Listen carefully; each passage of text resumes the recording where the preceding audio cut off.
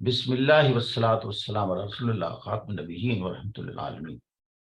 एक पॉइंट है कि एग्जामिनेशन सपोज कल हो रहा है, तो एक दिन आपके पास है, वो दिन कैसे गुजारा जाए। देखें, आपने जो तैयारी कर ली है, एक तो एतमाद के साथ सटनली जो आप जिस भी एग्जामिनेशन के लिए खुद को तैयार किया है, तो आपने कुछ न कुछ तैयारी की होगी। तो अपने पर एतमाद रखें, भरोसा रखें कि आपने एक प्लान तरीके से एक चीज की तैयारी की है और आप तैयारी कर चुके हैं। ये नहीं है कि वो आखिरी दिन आप ना तैयारी सारी की सारी उसी दिन करनी है। वो आप तैयारी कर चुके हैं, लिहाजा खुद को पैनिक में, घबराहट में नहीं लेके जाना। जैसे मैं हमेशा कहता रहा हूं कि जो भी आपने सवाल का जवाब तैयार किया है, वो नोट्स की शक्ल में आपने अलग से लिखा होता है एक नोटबुक पर। एक सब्जेक्ट का एक नोटबुक, जैसे मैंने कहा था। अब आपने अगर सपोज 15 क्वेश्चन के आंसर तैयार किए हैं, तो वो ज्यादा से ज्यादा 30 पेजेस होंगे हैंड रिटन, क्योंकि उसमें आपने की पॉइंट्स और एसेंशियल पॉइंट्स ही लिखे होते हैं। उनको आप इलाबोरेट करने की पोजीशन में होते हैं, क्योंकि आपका माइंड उनको रिकॉल कर लेगा। यानी वो सब हेडिंग्स कह लें किसी भी टॉपिक की होती हैं। अब आपने 15 सवाल हैं, उनके अगर 30 पेजेस हैं, तो उस दिन आपने उन 30 पेजेस को उसमें से गो थ्रू करना है, उसको एक नज़र देखकर रिकॉल करना है, और वो कोई ज़्यादा वक्त नहीं लेता। फिर आप दूसरा सब्जेक्ट लीजिए, उसके भी 30 पेजेस हैं, चूंकि हैंड रिटन है, आपके लिखे हुए हैं, वो आप आसानी से उसको रिकॉल करेंगे। इसी तरह जितने भी आपने सब्जेक्ट्स के नोट बनाए, आखिरी दिन सारा इसी काम पर लगाएं। अब आपने सारी गोया की रिवीजन कर ली, एक नज़र दौड़ा ली। रात को पूरी नींद कीजिए कि सुबह फिर जंग में जाना है। जंग में जाएंगे, दिमाग जो है वो थका हुआ ना हो, उसको पूरी नींद दी गई।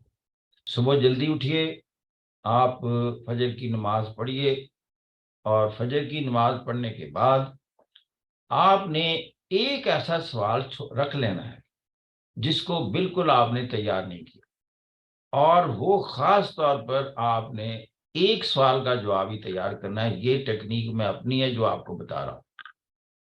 अब पहले कभी नहीं पढ़ा, तो अब आप तकरीबन आपके पास 1.5-2 घंटे हैं, तो आप बड़ी आसानी से पैनिक में नहीं आप होंगे, क्योंकि आपने सिर्फ एक सवाल देखना है। पैनिक में तब जाएंगे अगर आपने जी सारे का सारा पेपर फिर देखना है कि नहीं।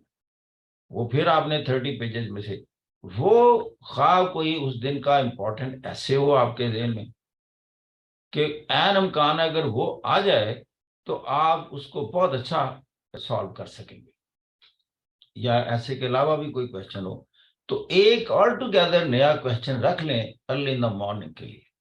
दूसरी बात ये, एकेडमिक के अलावा लाजमी नाश्ता कीजिए लाइट किस्म का, लेकिन कीजिए ज़रूर, इसलिए कि आपके दिमाग को ग्लूकोज और एनर्जी चाहिए। ये दिमाग काम करता है, इसको खुराक पहुंच रही हो, ये ग्लूकोज से काम करता है। फिर ये है कि रास्ते में वहां जाकर फिर अफरा तफरी में ना अपने आप को रखें, कुछ ना पढ़ने की जरूरत, रिलैक्स रहिएगा, माइंड को रिलैक्स करें। 1-1.5 घंटा बिफोर एग्जामिनेशन आपका रास्ते में गुजर गया, या आधा घंटा वहां पहले आदमी पहुंचना है आपने, तो वहां आराम से सुकून से बैठ जाएं। बाकी लोग कुछ हैं अफरा तफरी में, ये कर रहे होते हैं, वो करते हैं, आपने अपने आप पर एतमाद कीजिए। फिर आपके पास क्वेश्चन शीट आ जाती है, क्वेश्चन पेपर। तो देखें, क्वेश्चन पेपर है, फौरी तौर पर सारे में से गो थ्रू नहीं करना। एक सवाल को 2 मरतबा कम अज कम स्टडी कीजिए, 2 मरतबा स्टडी कीजिए। आप अगर देखते हैं कि बहुत अच्छा उसको हल कर सकते हैं, उसको एक टिक का निशान लगा दें कि ये मैं बड़ा अच्छा इस पर लिख सकता हूँ। अगला देखा तो आपने देखा कि इसमें मैं कोई बेहतर ज्यादा नहीं लिख सकता, लेकिन आई हैव एन एम्बिगुअस कह लें answer in my mind, not to the satisfaction level, तो उसको आप डॉटेड में लाइन लगा दें कि I can solve it to some extent, dotted में कर दें। तीसरा आपने देखा, again that is again very good question for you, तो उसको भी आप टिक कर दें कि जी ये भी मैं रिजॉल्व कर सकता हूँ। फिर आपने चौथा देखा कि ये बिल्कुल आपके समझ में नहीं आ रहा, तो यू लीव इट, उसे कुछ कोई निशान न लगाएं, इसी तरह आप करते जाएं। अब जिन पर आपने टिक का निशान लगाया हुआ है, वो 5 में से आपने सपोज 3 ऐसे हैं टिक के, वो गोया कि आपके जबरदस्त हैं, आप उनको फिर 2-3 मरतबा अटेम्प्ट करने से पहले उसको फिर देखें। फिर आप ब्रेन स्टॉर्मिंग करके उसके पॉइंट्स रफ वर्क में ले जाएं। यानी आंसर शीट का मैं कहता हूँ बैक पेज जो है ना वो रफ वर्क के लिए हो, उसके ऊपर लिख दें रफ वर्क। अब आप ब्रेन स्टॉर्मिंग के जरिए उसके पॉइंट को रिकॉल करें कि इसमें क्या कुछ मैं लिख सकता हूँ। वो इसलिए कि कुछ पॉइंट्स आपको जब आप इस तरीके से करेंगे तो कई पॉइंट जेहन में आ जाएंगे रिलैक्स होकर, क्योंकि आप फेर नहीं लिख रहे। फेर लिखते वक्त बंदा नर्वस होता है, तो जब आप रफ वर्क में होते हैं आप नर्वस नहीं होंगे। देखें, अपनी अपनी साइकिल को समझना है। तो आपने वहां लिख दिए पॉइंट्स, अब आप उसको एक ऑर्डर देकर तो यू स्टार्ट अटेम्प्टिंग। अगर कोई नया पॉइंट आ गया तो ठीक है, तो वरना जो लिखे हुए हैं आपने रफ वर्क में उनको बार बार देखते जाइए और उनको प्रॉपरली इनकॉर्पोरेट करते जाइए। तो इस तरीके से आपने अपने 3 जो बेहतरीन थे स्टार्ट में वो कर लिए। और टाइम का ख्याल रखिए कि एक क्वेश्चन को कितना टाइम आपने देना है। अगर आपके पास 35 मिनट्स हैं तो आप एट द मोस्ट 40 मिनट्स में कितना भी, अगर वो बड़ा है या आपके पास बहुत नॉलेज है, डोंट गो बियॉन्ड 40 मिनट्स। उसको ब्रीफ करना जैसे मैंने कहा सीखें, एसेंशियल पॉइंट सारे लिखें, बुलेट्स की शक्ल में लिखें, ज़्यादा डिस्क्रिप्टिव ना जाएं। ये प्रेसी राइटिंग आपको यही चीज़ सिखाती है कि किसी चीज़ को ब्रीफ कैसे बनाया जाता है without compromising on the essential message.